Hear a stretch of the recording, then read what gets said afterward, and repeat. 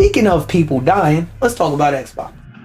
Now, the Xbox multi-platform strategy, according to a former PlayStation boss, is something to be optimistic and look forward to. And like I keep saying, if y'all not noticing it now, it looks like Xbox is about to Sega themselves. And the only thing I think that could keep Xbox in the conversation is if they basically make themselves a more powerful Nintendo Switch, and they basically go the route of where the Steam Deck, where a Xbox branded Steam Deck basically, or an Xbox branded Nintendo Switch basically, where you put the shit in the dock connected to the TV and you got 4K 60 to 120 FPS type beat. If they not talking about that, if they not going that route, I don't see any real reason to release a new Xbox console. Because I'm not gonna lie, most of the people who I know that want to play Game Pass are gaming enthusiasts. Game Pass is only valuable to a gaming enthusiast. Now, Call of Duty did boost the numbers. I will throw my hands in the sky, bend forward, and give y'all that. I will give y'all that. That shit really boosted the fuck out of it. But one thing I can say is that boosted the fuck out of it, but how long will that boost last? Number one. Number two, how many of those people on PC versus in a physical Xbox? And then a good majority of the people, statistics came out, that were playing Call of Duty, brought it and played it on PlayStation, PC / playing it on Game Pass on PC. So the average gaming enthusiast, unless they're a fucking Xbox, unless they're a corporate dick muncher, unless they're one of those people that put the corporation beef on their back, they grab the wall and they get the trying to make a corporation bust being an Xbox. There's no reason to buy an Xbox. You could get the same service but better if you just build a PC, and then on top of that, be able to play and do everything you can with a PC. So let's read further, and I want to see exactly what he said. Multi-platform is a strategy, particularly in a world where the cost of development is increasing dramatically. This is true. It is costing more and more to develop these games, and it's requiring studios to want to fight to recoup more and more money back in sales. By that I mean, if you spend $100 million making a game, you want $200 million back. And like, that's just a general business principle in like overall. If you spend $1, you want to make $2 back. You spend $5, you want to make 10 back. You spend 50, you want to make 100 back. So on, so forth. And people got different ways of doing that, but in the gaming industry, it's by measuring sales. If you spend 100 million on this game, you want to make back 200 million. Not every game is going to be able to do that. Some games are only going to sell 2-3 million and hard stagnating for the next 10 years, only sell about 1 million over the next 10 years. So it's like, yo, multi-platform may be the way to go. Making it more accessible to play games for them, and for making money back for making these games that they can put out in the world, that may just be the wave. Multi-platform means widening your addressable market. True, because a lot of people can't afford $400-500 for a computer that can only play video games, but they can afford $400-500 for a phone that they keep in their pocket that they probably don't know how to use, but that's another conversation. They can afford $400-500 for their phone because it makes calls and it goes on social media and it browses YouTube. Xbox, I mean, you could browse YouTube, but probably got a phone. Why don't you do that on your phone that also, again, makes calls and goes on social media? Why not give people what they want where they can accept it, which is on their phones, on their Fire Sticks, their Chromebooks, so on and so forth. Anyway, as the marketing guys say, how do you create the fear of missing out? Trying to do that by bringing everyone to your platform, saying if you're not here, you're missing out. But if it's available on all platforms, that's one of your marketing tactics. You can't say it's only available here if it's available everywhere. True, where are you going with this? So it's a balancing act, right? Not really. If you're gonna put everything everywhere, just put everything everywhere. that's what makes the most sense, because at the end of the day, if people aren't buying Halo on PlayStation, maybe they'll buy it on PlayStation. But if people are buying Halo on PlayStation, why wouldn't they buy it? I mean, are buying it on Xbox, why wouldn't they buy it on PlayStation? Clearly the Xbox niggas love it, and clearly they love it, but we're not making enough money on FOMO. So what if instead of making money off of FOMO, we make money off of making good games available everywhere? I'm increasing my addressable market. That's good. I'm making it harder to sell only on my platform. Yeah.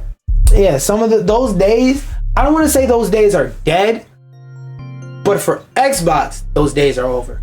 Like I said, the only thing they can do moving forward is say, hey, we're selling games as a service on our console is the best way to play that game service. Which you might get some enthusiasts, some Xbots on that, but I don't really see the average nigga buying that. Anyway, as Layden noted, there was a precedent for this shift in business tactics, Sega, following the launch and poor sales of the Dreamcast. Sega dropped out of the console hardware race to focus on developing and publishing video games. We've seen it before. I mean, I was in a business when Sega brought their Dreamcast titles to PlayStation 2.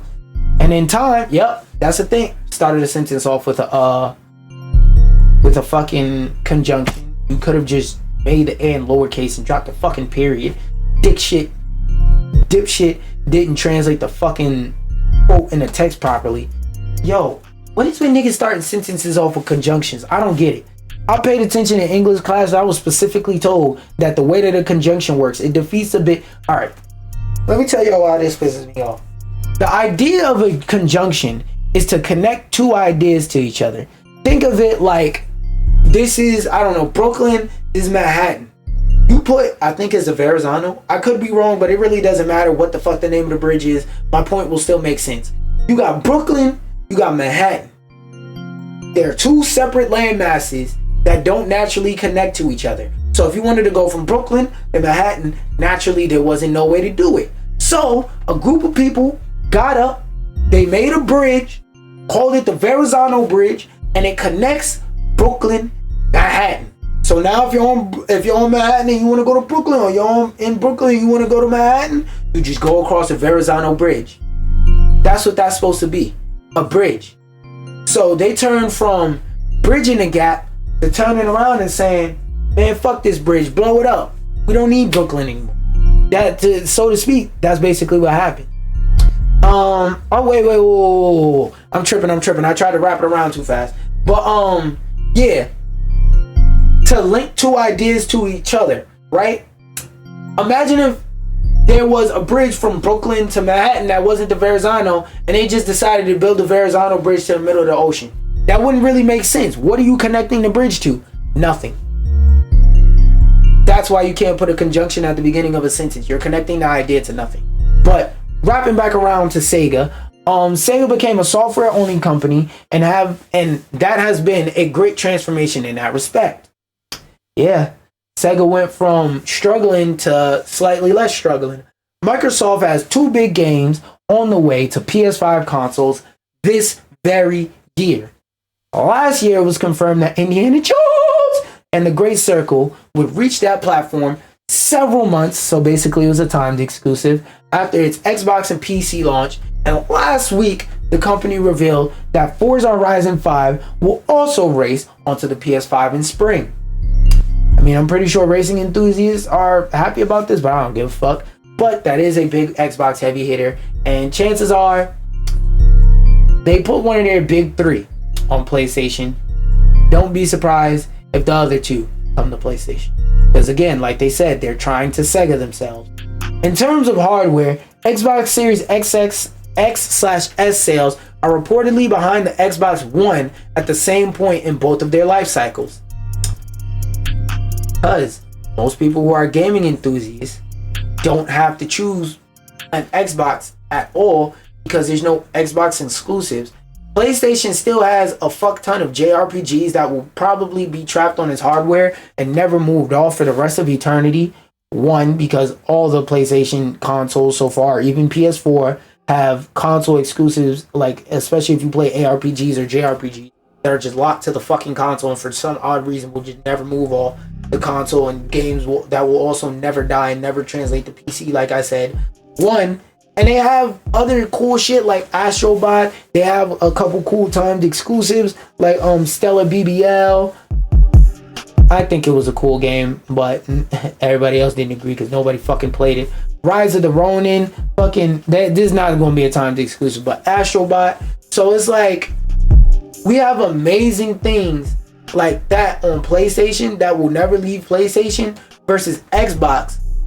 When's the last time you could name a game that came out only on Xbox that people were excited for? Couldn't have been Gears of War. Because the last 3 Gears of War people didn't like. Niggas didn't like Judgment Day. Niggas didn't like 4 or 5. What has it been? Halo? Ever since Flop for Flop Studio. Oh.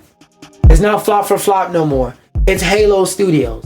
So put a Halo over Flop for Flop. But after Flop for Flop Studios took over Halo niggas haven't liked Halo since.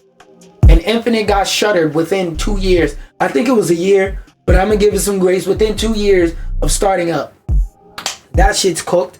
Forza sells well, but it's one of their big 3. But it was only one of their big 3 because it was Xbox racing game. Now that it's gonna be Xbox racing game everywhere, I don't know. It has more to compete with, and like all their exclusives and stuff like that is just non-existent. And like, if I was to look up a list of games that were truly exclusive, the Xbox Series X/S, like throughout the whole library of everything that is ever released on Xbox, it's probably gonna be a bunch of shitter ass games that nobody ever heard of. Number one. Number two, because of the Xbox Series S, there's a lot of major heavy hitter games, like for example, a Wukong, a Cyberpunk, that can't come to Xbox because if it works on the X, it also has to work on the S, or else the game can't be put out on either. So you're not only do you not have any exclusives, heavy hitters are not coming to your platform, period. And then on top of that, like, your console just isn't that much better than a PS5. Like, yes, it's better, but it's incrementally, minutely better. It's not so much better that it's worth it. And if you care about shit like which console has the better graphics, which console has the better gigawatts and tigaflops and all that shit, you're probably the type of nigga to build a PC like me.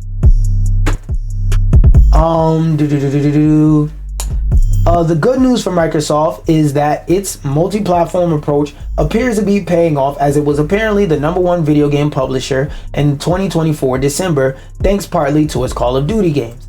It's another thing. Everything that they make money off of makes money on all platforms. So if Xbox didn't exist, Call of Duty would still make money on PC and PlayStation. Niggas who buy a Nintendo Switch don't give a fuck, expect, or care about having Call of Duty on Switch. So fuck them. Yeah. I think this is a really interesting thing and a really weird time to see play out in motion, especially because like I wasn't around when the whole Sega thing happened, but I still know the history. This is weird to see like in real time actually happen. Something that there are certain group of people that also believe this would be a weird thing to see is Need for Speed returning, because EA pledges that it will, but the team said we're not working on it, but for now we're all in on Battlefield. Small group had previously been working on Racing Series Future, and I'm not gonna lie, I'm reading this article really for my personal, because I'm not like the craziest racing game fan or nothing like that, but I do remember as a jittery I played Need for Speed games on like GameCube and PlayStation 2 and stuff like that, and this franchise kind of like, on top of falling to the wayside quality wise, it kind of became forgotten, because there was at one point where any game that had cars and racing in it, niggas said Need for Speed. Now you haven't heard of Need for Speed for fucking ever. This is damn near a dead franchise in the eyes of the public. Let's read on. Back in 2023 September, EA announced that the majority of Criterion would move over to support development with the next Battlefield game. I think we reviewed that on stream. We remember that. While a smaller core group within the British studio continued on with Need for Speed. At the time, Battlefield boss Vince Zampella and Criterion's Need for Speed team would continue to work to shape what's next for the franchise. I have a strange feeling that how well Battlefield does or doesn't do will determine if Need for Speed comes back. Here's why I say that. Need for Speed is not a primary franchise that everybody knows. Because like I said, 10 years ago, you would have walked down the street, look left and right, and asked niggas, yo, you right there, I'll give you $100 if you name a racing game right now. Their first answer would have been Need for Speed. Not the same right now. That was 10 years ago. Right now, I don't really know if that's the case. Gang. Another thing about why I think Battlefield will be the determining factor. The only time gaming companies really go back to older IPs that they haven't made in a while, only time they do that is when they're up.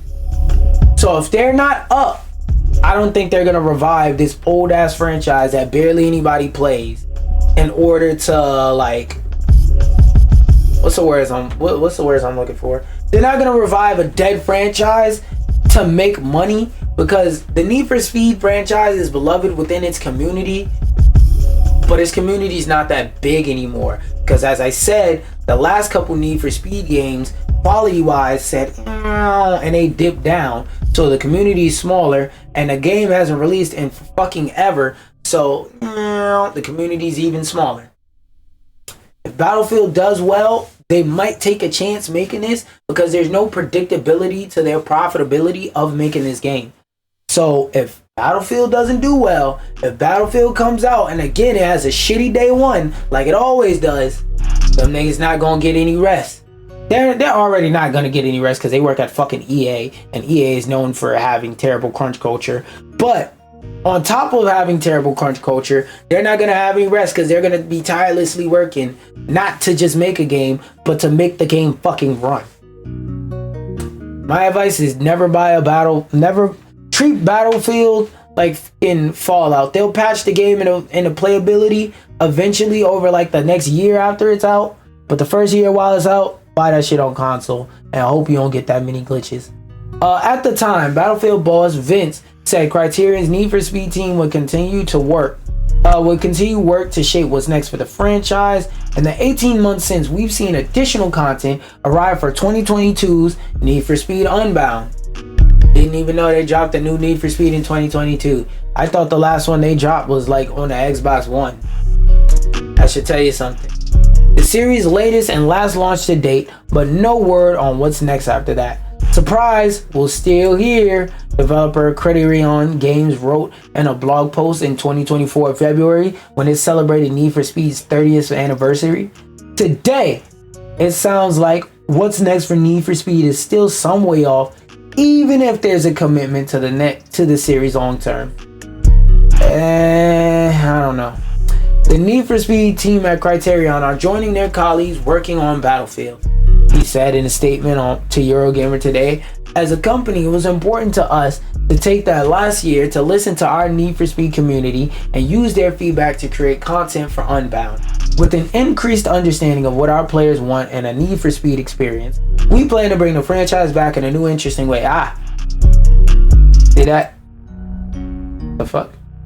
See that word right there? Back. Now, correct me if I'm wrong, but if you dropped the game in 2022 and it had a healthy amount of players, you shouldn't be struggling to bring them back. I know people who brought Elden Ring in 2022 that's still on their first playthrough right now. They didn't beat Mog. They're not nowhere near even fucking Melania, Shadow the Erdtree, none of that. You don't have to say we plan to bring a franchise back when a here to stay franchise is already here. You know what I'm saying? So this right here tells me that this nigga doesn't have a lot of confidence in a fucking franchise. What do you mean bring it back? Your last entry was in 2022, nigga. Once an annual stalwart of EA's release schedule, the Need for Speed series now looks set for an extended break with no new games seemingly in active development. With no new title, because again, Need for Speed has its core audience, but that shit has been shrinking. So that's not a guaranteed moneymaker game. Once an annual stalwart of with no new title in the wings for 2025, Need for Speed will be paused for the longest time between releases since the series first began all the way back in 94. False. Criterion is currently under one of 4 EA developers working under the umbrella of Battlefield, blah, blah, blah, blah, blah, blah, blah. If Battlefield doesn't do good, we might be able to kiss that Need for Speed goodbye. Now, they said that it's not in active development, but that they were working on it, but I don't know, man. I never trust a studio when they say what they're actually doing. Till I see something based off of like actual gameplay or some shit like that, I don't trust it. Something I do trust is Event Hubs saying that Ed Boon has out his own mouth said that NetherRealm Studios' next game has been planned for a long time and that we should be on the lookout because they're planting seeds now. Now, whether it's Injustice Gods Among Us, a new IP, or a third thing, I don't fucking know. Or a next Mortal Kombat, let's say. The one thing I do have to ask is that you hurry up and shoot Mortal Kombat. You hurry up, grab Mortal Kombat 1 by the collar, you walk out to that backyard, around the corner from that old man so he can't see. Click, click. Blah! Put that shit to rest so I could buy it for $30 on sale with all the DLC. Let that motherfucking price drop, bitch. Let that price drop so I get it for free on fucking PlayStation Plus. Anyway, let's talk about how when asked specifically what's coming from NetherRealm Studios in the future, Eddie Boy said, it's not like when we finish a game, we go, what are we gonna do next? We decided what we're going to do a long time ago. Always gotta keep something in a pipeline. Pause. That sounded like I'm a crack addict. You always got a plan for what you want to do after you're done doing what you're doing and rolling it out. He did note that NetherRealm Studios is sowing seeds currently for their next title. The next game hasn't been announced. I'd love to give you that exclusive, but I'd probably get in big trouble, said big old Eddie Boy. We're supporting Mortal Kombat 1 with additional characters and whatnot. We're planting the seeds for the next game. Development times and team sizes. Boone was asked about typical development cycles for the Mortal Kombat games. Almost every MK has 2 years or less of development time. Mortal Kombat 1 was 4 years. 19 to 20, 1, 2, 3. Okay, yeah, that checks out. There was a lot of factors involved in it. Game engines, the Corbin Blue pandemic. I don't think our goal is to take 4 years for every game at this point. Yeah, basically that was an exception because of extenuating circumstances. When NetherRealm Studios joined WB, they gave the studio 6 months of additional development time to make MK9's release in 2011 awesome. It was the best-selling Mortal Kombat game at that time. Boone cited the decreased pressure to release that game and more time to improve various things as reason why the games did solid like it did. Wait. Well, maybe he's not saying that. Okay, what I'm thinking in my brain is this nigga is basically saying because time for Mortal Kombat 1, the timeline for making that game was so fucked up by the Corbin Blue thing, we actively weren't able to do what we wanted to do, even though technically we had more time to do what we wanted to do. That's what I think I'm reading. I could be wrong. That's what I think I just read. Increase pressure and more time to improve various things.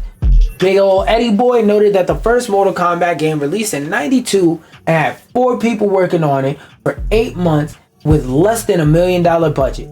The second game had 5, the third was roughly 9, and then went to 25, 70, so on and so forth. By the time they joined WB, they had about 90 staff members working on Mortal Kombat. Now it's hundreds of people who work on a Mortal Kombat title. Yeah, hundreds of people work on that title, and 0 of those hundreds of people said, hey gang, we think if the game goes like this, it's not going to be a good idea. And nobody in upper management said, right, and change shit around. Ed Boon was then asked how he approaches making a new Mortal Kombat game and blah blah blah blah. If you were to ask what the common thread or theme is, answer the question of why should somebody play this version when they've played 10 or more other ones? Let's answer that question. Let's add something to the fighting, to the story, or the overall experience that's never been done in a Mortal Kombat game. I like this quote. Let me tell you why. Let's add something to the fighting, the story, or the overall experience. Let's shorten that to let's add something to the overall experience that's never been done in a Mortal Kombat game. I feel like there's a lot of games out there that keep trying to reinvent the goddamn wheel when all you have to do is make a slightly better wheel. You don't have to do no dumb shit like instead of a wheel, let's use hexagonal wheels. Instead of wheels, let's use hover jets. Like, yeah, wanting to use hover jets is cool, but not everybody's capable of making hover jets competently. Okay? Not everybody's capable of competently doing it. So instead, just make sure that your wheel is as good as it can possibly be. Maybe you found out it's better to put spokes on a wheel. So you take your superior wheel design and you put spokes on it. Maybe you find out it's better for this particular region of people that you tend to sell winter-proof wheels that are good for driving in the snow. What you do is you don't go and try and make a whole new wheel. You try and take the wheel that already exists. You say, okay, why is this bad at driving through snow? Or how can it be better at driving through snow? And then you work from there. You work from there. You don't have to do something new that nobody's ever seen.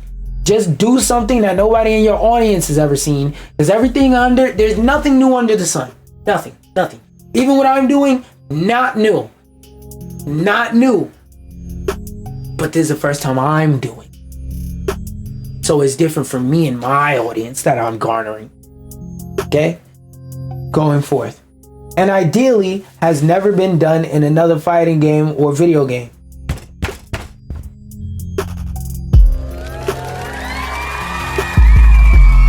That's another thing I like about that quote that I just, He said, hey, if we do something that truly hasn't been seen under the sun,